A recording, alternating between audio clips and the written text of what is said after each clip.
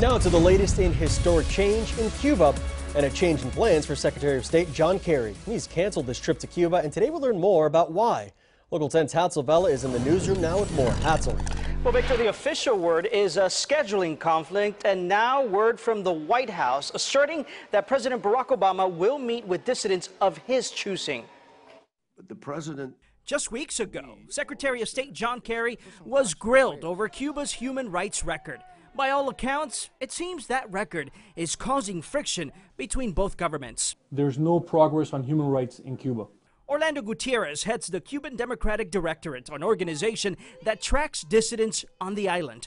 He says there's increased violence and repression against the opposition and dissident movement in Cuba. Kerry's decision to cancel a trip is a symptom of how deep the difference over human rights between the Castro regime and the U.S. government is. Kerry's trip was canceled as word gets out diplomats from both countries are negotiating which dissidents President Barack Obama will meet when he's in Havana.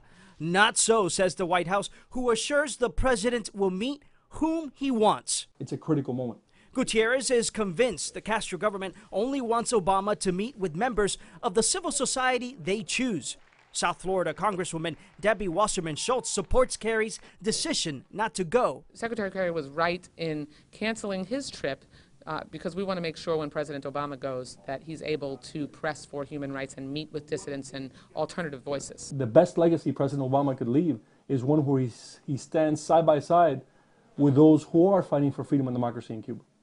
And Gutierrez says 250 dissidents were reportedly arrested this weekend, and today 2 activists in the eastern part of Cuba were sentenced to 5 and 8 years in prison, simply, he says, for holding up signs. Reporting live in the newsroom, Hatzel Vela, Local 10 News. All right.